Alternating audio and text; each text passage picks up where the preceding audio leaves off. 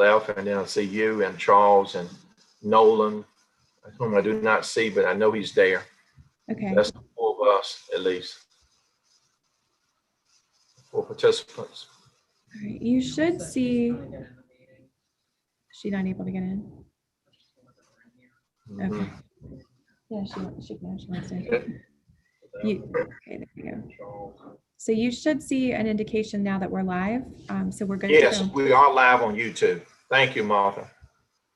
Thank you.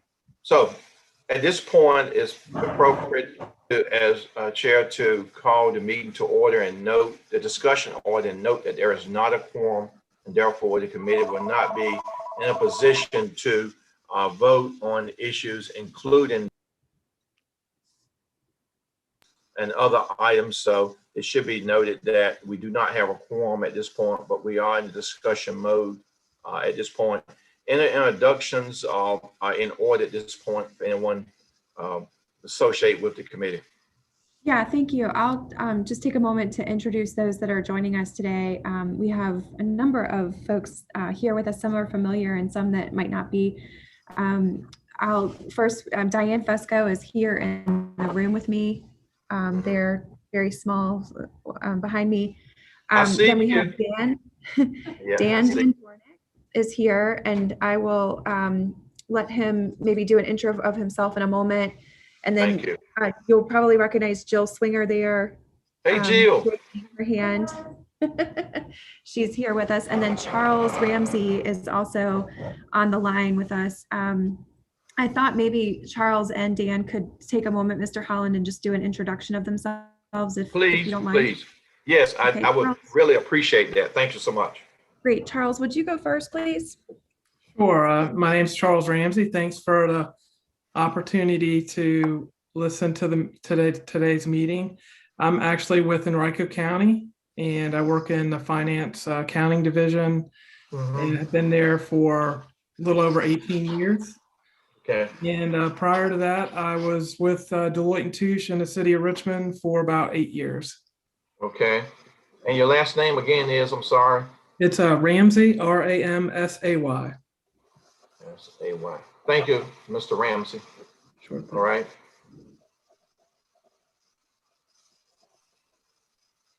Thanks for sharing. Sure. My turn. I'm Dan Van Doorne, and I am here to begin an engagement through BML Vaco Accounting Services. I'm a senior accounting consultant, and I've been doing various projects with them for about 4 years now, including for municipalities, county, cities, accounting work, and CAFR preparation, audit support. I've done interim controllerships or director of finance positions and various other types of consulting engagements with them. I'm CPA and have worked in various positions, including controllers, directors of finance, CFO, for a variety of government, quasi-government organizations and nonprofits. Thank you. Welcome, both of you. We appreciate you, and we certainly appreciate your help. And of course, I want to acknowledge Jill's. Hello, Jill. I want to acknowledge. It's good to see you. Hey, Jill, it's good to see you again. Good to see you too. Okay. Yeah.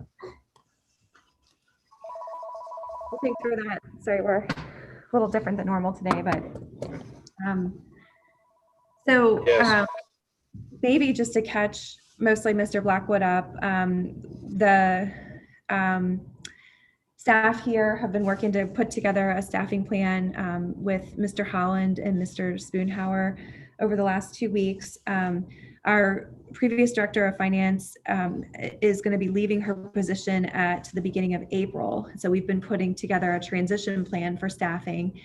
And at our last committee meeting, we had already discussed and followed up with Jill Swinger to come in and do just kind of a spot check and help us with a couple of things related to grant reimbursements and that kind of thing. And Charles is with us from Henrico County to help us as well as we work through that. And then with Dan, Mr. Holland just came today to the office and we're going to get him oriented after our committee meeting this morning. So I invited Jill to be on the call as well as Charles, just to be able to chime in as needed as we go through the financial statements. There are some adjustments, as you know, to December's statements that we wanted to make sure were clear. So I asked them to be here and participate in the discussion as needed.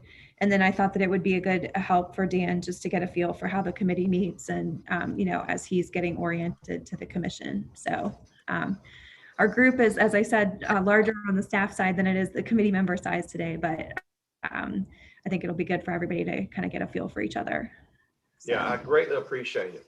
Thank you, Martha. Sure. Yeah. Thanks for the update. Thank you. Yeah, absolutely. So if you want, we can skip over the minutes. We'll hold those until next month to approve. And I can do an update on the office space planning, and then we can dive into the financial statements if that works for you, Mr. Holland. That works for me. I'm not sure if they know me. First time I'm meeting them.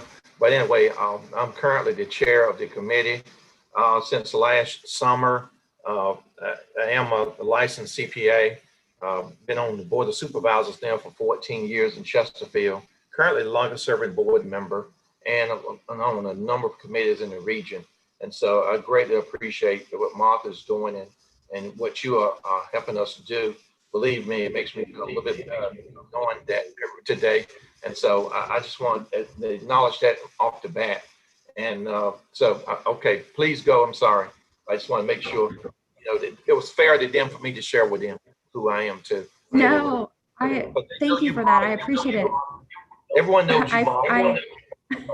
Yeah, no, I appreciate that. And it might be good if Nolan wants to introduce himself as well. Thank you. Yeah, I think that would be great. Nolan, please. Yes, I'm the city appointed member. I'm a local developer. We work for a family development firm that's been around for over 30 years, and we've got various projects in a number of the municipalities around. So, well, whether it be Henrico or Chesterfield or wherever, we're well versed in the development world. Okay. Thank you. Thanks. Okay, well, thanks for that. Just to give you an update, we 2 meetings ago for the committee, we talked about our options with regard to our current lease agreement. As a reminder, the current lease for the office space at 9211 Forest Hill Avenue, our current offices, expires in October of 2022. We have engaged the assistance from a commercial real estate broker to represent us through providing tenant advisory services. That's Brian Berkey from Tallheimer, Cushman Wakefield. And we have also engaged Baskerville with the lead Susan Orange to assist us with the space evaluation, needs assessment, and planning. And so since our last meeting, we have had some discussion with the property owner and the representative at the property here. They have approved and have initiated a space evaluation of our current occupied space here in the office, and have engaged Baskerville with the lead Susan Orange at their cost to be able to do an analysis of whether or not we can create a configuration here in this building that meets our space needs assessment. So that project is underway right now. And we expect that the results of that effort will be able to come back to this committee in March. And the next steps would be to enter into dialogue with the property owner about what a lease renegotiation package could look like, whether or not the landlord is interested in renovations, any kind of renegotiation incentives, I'll say that they want to incorporate, and what the per square footage, lease terms would look like for a renegotiation. I think that it's possible that we would be able to entertain a negotiation prior to our lease expiring. And so, we're pursuing that.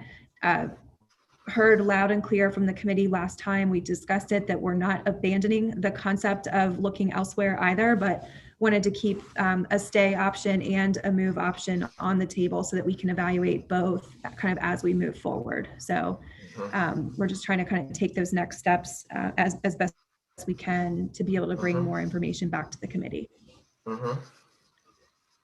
Any questions or suggestions on that front? No, good segue into, so we'll be looking at this in March. Will we be able to evaluate the current recommendation from and or one or two other possible places where we may be able to move, if it's possible? Yeah, you broke up a little bit, but I think I heard most of your question. I think Mr. Berkey's plan is to be able to try to present as much as possible market-based comparables, so that as you're evaluating an option to stay, you can see what is available in the marketplace. It's a little bit difficult to compare a renegotiate now versus a move later, but he's going to do his best to be able to provide you kind of an apples to apples, so that we have a good point of comparison. And you know, certainly Mr. Blackwood and others who work in this space every day, I think would be helpful input on how we might be able to achieve that. Agreed. Nolan, your thoughts on what we might be thinking about at this juncture? And thoughts? You know, after excuse me, after reviewing where everything was with Brian Berkey and what their recommendations were, I think everything is right in step with where it needs to be. So I think Martha and Brian had evaluated some options, some spaces. I think they're right lockstep with where they need to be in the planning phase. I think initial conversations with the current owner, I think, are fine. And, you just have to see where everything plays out. Okay, thank you. All right, Martha, anything else? All right, great. Yeah, I'll just move on to item 3A then. Please. Just kind of as an update, Jill's been with us now for about 20 hours. We did an engagement, 25 or so.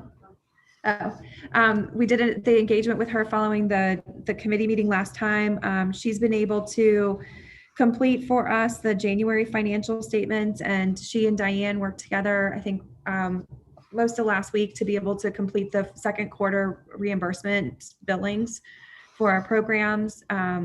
We're going to be working through kind of a hit list today of things to get Dan up to speed and talk about next steps. But the majority of the action steps discussed last month with the financial improvement plan are underway. We did also complete the renegotiation of the copier lease agreements, and those are the new machines are on site and installed now. We've had a couple of other opportunities to be able to cancel some subscriptions and some things like that to achieve some relatively minor but still some savings in our operating budget this year. So all of the things that we discussed last month in the financial improvement plan are, as I said, underway or marked as complete. And I think that some of that is actually showing up to be evident in our January financial statement. So I can dive into those if you're ready. Yep, I'm ready when you are. All right. So I did put together the narrative, and I'll say thanks to Charles Ramsey for doing a review on this with me last week before it pushed out. We typically put this together after the committee meets, but we thought we'd try to reverse that and move the narrative document up so that it's included in the packet for the Finance Committee to review. So I won't go through that, but the text is there in the packet if you'd like to read it. In short, I'll just simply say that January as a month had a productive month. We achieved a net income for the period. It of course doesn't offset the year to date, but it was, I think, a affirming sign of progress for us. So the year to date net loss through January 31 is $48,153. That is a modest adjustment after the adjusting entries that were included in the December statement. So when we put these before the board, we'll have a motion to approve the adjustments to December's statements, as well as a motion to approve, or rather accept the January's reports. What was net income for January again? Let's see. For January's net income? You can see here on the salaries, monthly versus actual, this yellow line is one that we really like to follow pretty closely. What was net income for January again? For net income? The net income for January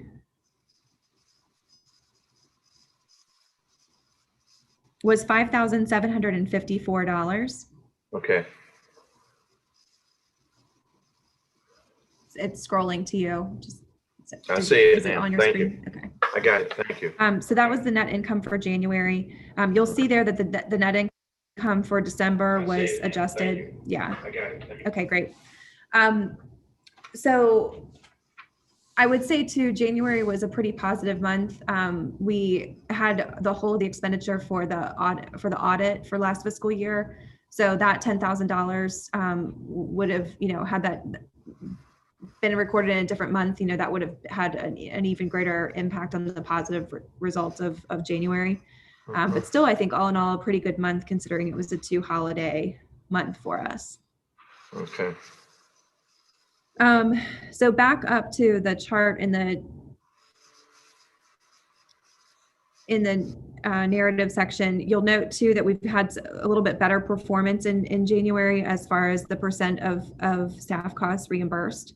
So we're watching that really closely to make sure that we're continuing to see improvements. That did move our for the year average reimbursement per month to 60%, which is a really positive number for us. So another good sign that things are trending in the direction that we want them to be going.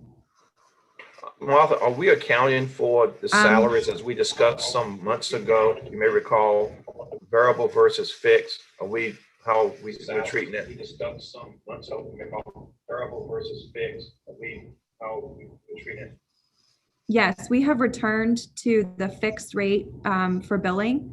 So the second quarter invoices were based on the utilization of the fixed rate for calculating. So what that means is that each person's annual salary is divided by the total working hours for the year. And that's the fixed rate that we use to bill each hour that they're working on various programs. So the first quarter was based on the variable, the second quarter was based on fixed. I'm sorry, I'm jumping around a little bit, but I know, Mr. Holland, you've already seen these financials. So I'm interested to know if there's any thing you'd like me to kind of focus in on, or if you'd like Jill or Charles to talk through the specifics of the December adjusting entry, or that's already, yeah, I would like that December adjustments. Yes. I'd like to know what they are. December adjustments. Yes. I'd like to know what they are. Jill, do you want to drive that part?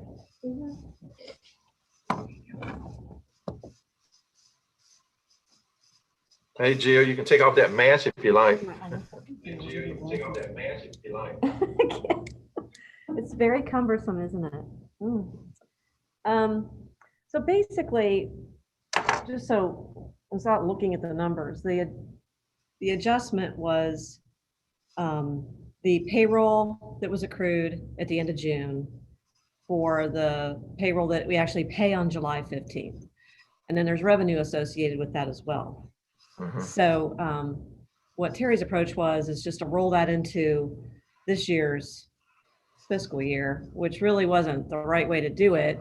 And so when I came in and said we need to reverse it, we decided that we needed to do it in the period of time where we had the 3 payrolls, because basically what we were going to end up with was instead of 2 payrolls a month, which would be 6 payrolls by the end of December, we had seven payrolls in there, or I'm sorry, 13. Yeah.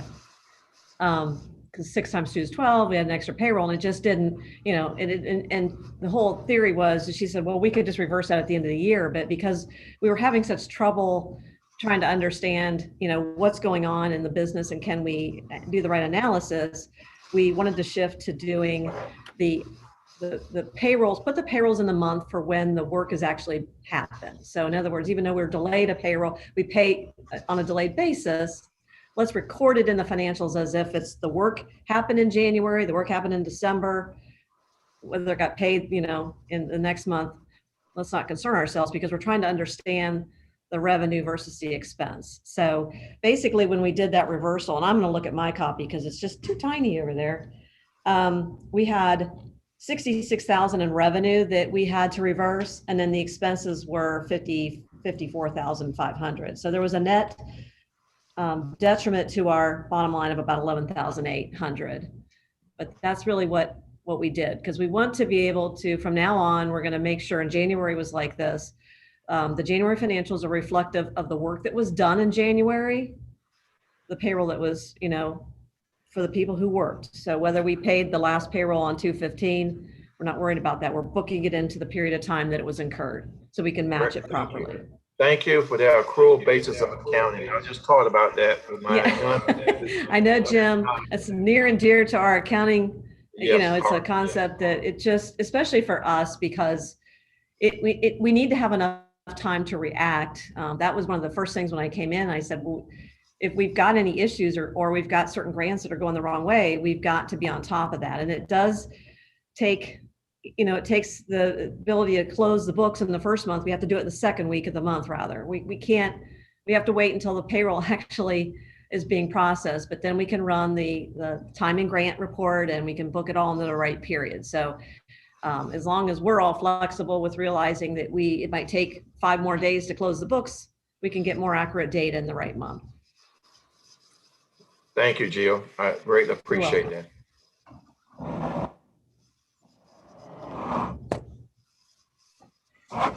Charles, was there anything you wanted to add from the discussions that you've been a part of?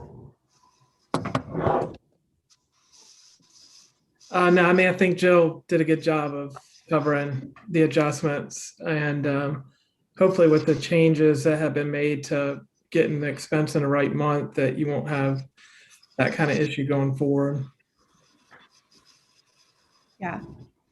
So we are doing an analysis of, I'll say quarters 1 and 2, and just kind of making sure, and Mr. Holland and Mr. Blackwood, we're gonna, as we approach the 3rd quarter reimbursement billing, we're gonna just double check with all of our grants that everything is as it should be. That'll be one of the things that Dan will be working on, just to make sure that all of the billing is lining up as we move forward so that we've got everything truing by the end of the fiscal year. So thank you so very much. Yeah, sure. So, you know, I think to be just totally candid, the year-to-date picture isn't markedly different than it was when you looked at the December financials. I think the big difference is we're getting those internal systems kind of back on track, and you know, with January being a positive month, I'm more encouraged with that. But we just need to keep you know, keep a nose to the grindstone and make sure that we're making all of those improvements. Next month, I will be putting together, with the assistance of the whole team, a recast budget that I think will have a lot more grounded in what's actually possible for us to capture from a revenue perspective and our expenses as we close in. So that'll be coming back to the committee in March for your review and then recommendation to the full board. I know that that's a little bit uncustomary, but I think given the circumstances this year, we just really want to make sure that we're honing in on our targets and really zeroing in on them and what's realistic for this fiscal year. I want to thank you, because that was one question I was about to ask, is based on our revised budget, if you will, what is our projected financial position? Let's say at June 30th, we should be able to get relatively close to that by, let's say, March, April at this point. Yeah, I'd like to say that our target by June 30th is going to be get back to even, have a break even, okay, as opposed to a net loss. Okay. You know, certainly I think we will internally strive for more, but we're going to be putting, you know, that material. And I just want to be able to have the chance to let Charles and Dan and Jill and Diane all kind of look at that before I put it together to submit to the committee. Great. And if there are any possible areas where we could look at for example, any cost savings or cost avoidance, anything of that nature that might be possible. So I know it's probably continuous now, but I'm just trying to get us to think in terms of, and I appreciate your corrections, and I greatly appreciate your decisions to make the adjustments in December as you did. It was the right decision to do. But I want us, once we get back on a sound footing per se, that's probably not the best word. However, if we can project what we're going to be, I think that would be very helpful once we revise that budget. Because I remember years ago when I worked at Philip Morris, we used to do first, second, and third revisions to the budget. I mean, we're constantly revising our budget to get that target close to where it should be by year end, our year end projected. Yeah, I think we'll over the next probably about 2 weeks before we need to get the materials back out to you, we'll be looking at cost avoidances and cost reductions to the extent that we can. So absolutely, Okay. We'll focus on that. I appreciate it. No hurry for me. I just want you to be right. That's all. Yeah. Jill, did you want to say I something? apologize, everybody. I've got another Zoom I've got to get on right now. Thank you, Martha. Okay. Thank you. Thank you. Nolan. Appreciate it. We'll see you next time. Great, thanks. Okay. I just had a question, and Yes. Jim, you may be the only one in the room that maybe remembers why we shifted to this, but do you remember why we started showing the depreciation? I mean, we're going to have depreciation, I understand that, but typically when I was here, we didn't show that on the P&L just because it's a non-cash item. We do show capital Correct. projects, so it seems like we're kind of burdening ourselves twice, if you will. Like there's 13,000 of depreciation expense. It's really, you know, if we got to the end of the year and we have a loss of 13, I'd say we're still even. Right. You're right. Am You're I absolutely wrong? right, Gia. I'm trying to recall the discussion. It may have been stated that usually organizations usually have depreciation. Maybe if we can show it down the line somewhere below the operating revenue and expenses, operating income, maybe we can show it below there. Maybe we can put it in a different spot where it does not reduce our, where it does not increase our cash flow positions. Because I guess we're on an accrual basis, that so obscures the cash flow anyway because of the accrual basis of it. But as I recall, my understanding is, and you can help me, y'all can help me here, you know, for-profit and not-for-profits, according to GAAP and of course, a GASB require a recording depreciation expense, you know, as calculated or allocated, if you will, actually. So, however, if you find that that there's a place to place it where it does not obscure the better number, I mean, that's okay. But my understanding is that, you know, GASB and of course GAAP require depreciation to be in the financial statements. I think it was FASB 93 was one of the GASB statements that it stated you should have depreciation expense. Yeah, I totally understand that. I just, when you know, we went through that really tough year when we were trying to turn things around, and you know, we're on an accrual basis, always preach that, but I always defer to liking to see the capital expenses that have to come out, because that's really what you're having to fund this year. And really, you know, whereas depreciation's, you know, this multi-year kind of, I don't know, it's confusing to me to show both. And really you're showing, like in our year-to-date results, the 48,000 includes 13,000 we spent on capital. And if that's going to be capitalized, and then we're also showing the depreciation line, again, I just feel like we're kind of double, you know, impairing ourselves. So at least from an internal standpoint, to look at how we're really doing. Did we come up, did we at least come up with a zero break even this year, which I think we're kind of moving off of, we're going to make money this year, but did we break even? And I just wanted to throw that out as something to think about. Yeah, I appreciate it. And what I did a few months ago is I asked that the fixed assets be reviewed to make sure that we don't have any assets that are not available or that are on the books, but you cannot locate. I asked for a review of the fixed assets so that we are not inappropriately adding depreciation that shouldn't be added. Whether we do the straight, I'm not sure what we use, straight line, composite depreciation, or what have you. But you can show it anywhere you like. It's just the gap basis, and I would have to run it by the committee to see where the committee is. And I certainly am open to entertaining recommendations and suggestions from the experts, you all. However, for my philosophy, the way when I look at financials, I always know that depreciation, and most people probably don't, is always a non-cash expenditure. Therefore, it has no impact on the cash flow of the organization. It does increase expenses, which tends to make it look like a loss, but I discount depreciation as a factor. And the way we show it at the airport is shown below operating, below the income operating. I can't recall. I can look at my current financials I just looked at this morning and see how it's shown at the airport, but we do show it, but it's below the operating areas. Okay. Yeah, if I could just say a couple things. What are y'all thoughts on that? Yeah, this is Charles. Typically governments are on what they call modified accrual basis. Correct. And Chesterfield and RICO is pretty much a cash basis throughout the year. Mm-hmm. GASB 34 is the statement that requires you to kind of convert to the full accrual in your CAFR. So within your CAFR, you have, or within your financials, and even commission's financials, you have governmental fund presentation, which is a fund balance focus, and then you have your kind of full accrual statements. That's a net position focus.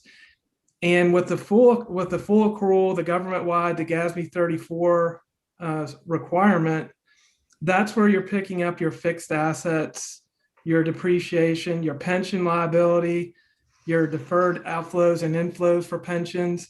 So you basically have two sets of statements. So I kind of understand what Joe was saying, because with the depreciation, by you expensing it, you're actually reducing your fund balance, and in reality, you're really trying to set aside money to, replace assets in the future. So Right. It's kind of contrary to what you're trying to do as far as replacing assets or future decisions. Okay.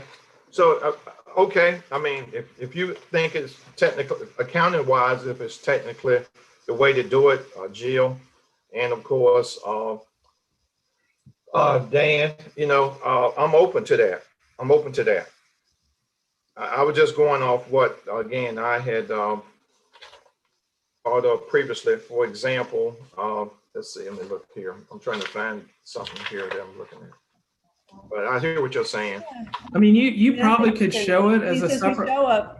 We show a balance sheet that's got the GASB format and then the regular kind of balance sheet as well. So, I mean, it's just one of those things that, in addition to really scrubbing the grants and making sure on the first two quarter basis that we build everything we possibly can and everything is in line with the fixed rate, and that this is just one more item. Then that way we can do a realistic. I mean, I think we're all for laying our laundry on the table if we've got bad laundry, but I think if we've got good stuff too, we need to put everything on the table. And I agree. And that way, instead of calling out the troops and saying we're headed towards whatever. I mean, it's not it may not be as bad as we're thinking, because I mean, when Martha and I were talking, there's a couple of more grants that she was asking me, is there any reason why we haven't billed this labor? There's just a lot of little things that we need to get into. And hopefully Dan can really dig into that stuff. But we'll just kind of table that, and maybe we bring everything forward. Yeah. I don't know how the committee would feel. I certainly like to hear the committee's point of view. They'll be looking at me, however, from an accounting perspective. But if you have a recommendation that we could consider, in so doing, if you think it'll help it look better, Jill, I'm open to discussing it. I'm looking at my Richmond International, where we have total revenue, we have total operating expenses, then we have income before depreciation, and then we have depreciation, and of course, I actually show a net loss this month, actual here at the airport, and of course, we have $2 million in depreciation, 2.1 million, And of course, operating income before depreciation is $266,000. So, you know, this is, I was just looking at this example. But anyway, I'm open to, if you think it makes it look better. I just want to be, I'm concerned about more of the doing what's more appropriate from an accounting theory point of view. Yeah. You see my point of view? Yes, I do. And getting back to what Jill was saying, so if you kept depreciation in there, what for-profit companies do is the capital expenditures would never show up as an expense in the income statement because those would actually Correct. be getting capitalized, and they That's would show depreciation. So you kind of can go two ways with it. You could keep your depreciation in there, but you'd want to pull your capital expenditures out that are actually going to get capitalized because they're not going to show up as an expense at the end of the year, or just don't show depreciation. Right, exactly. Now I'm trying to think about it. When I did for-profit accounting for fixed assets, I remember we had what we call a construction in progress account, a CIP, that recorded all the expenditures that were capital. And then at the end of the project, we took them off the balance sheet. It was a balance sheet entry, not expense. Therefore, It never hit the income statement. It was a balance sheet entry, and then you took it off the balance sheet, capitalized it, and that took it to fixed assets, and that offset the CIP entry. It's how we treat. So it should never really go to the P&L, the income statement, operating statement, because it's not an expense. It's an expenditure of capital per se. Right. Yeah, and So, for your year-end statements, your capital expenditures would be an expense in your governmental fund statements. Yeah. The depreciation would not, but then in the government-wide statements where you show your pension liability, your depreciation would be shown as an expense, and the capital expenditures would be pulled out so that you could capitalize the assets. That's correct. You pull them out and capitalize. That's absolutely right. Right. Yeah. Anyway, yeah. If you want to make a recommendation on that, I'm open to Jill, Charles, Dan. I'm open to that. It's not a problem. I'm not. If it looks better, I'm open to it. Okay. So everyone here in the room is shaking their head, Mr. Holland. They're saying agree. Okay. Everyone good. here in the room is shaking their head. Yes. I'm shaking my head too. Okay. Yeah. I'm saying okay. Great. Okay. Great. So, I mean, that's really all we had to cover today. I'm sorry it was kind of a light agenda, but that was the focus. You know, kind of more to come because we've got this team that we've been able to put together, and we really want to dig into that. As I said, we want to do a recast of the budget and bring that back to you next month at your meeting. And we'll be working on that as we work to improve the presentation of these financial statements. Okay, I appreciate it. Any other ideas or recommendations? Let's discuss them and let's bring them to fruition. I appreciate it. This is good, Mom. Okay. I'm glad we had a discussion. I just wish I was there with you all. Great. I know. We'll have you here next month. Okay. All right. All right. Well, thank you, Charles. Thank you so much, Mr. Holland. Thank you. We'll be checking in with you guys. I'm sure soon. Okay. I appreciate it greatly. Thank you all. See you later. Thank you. Thank you. Bye.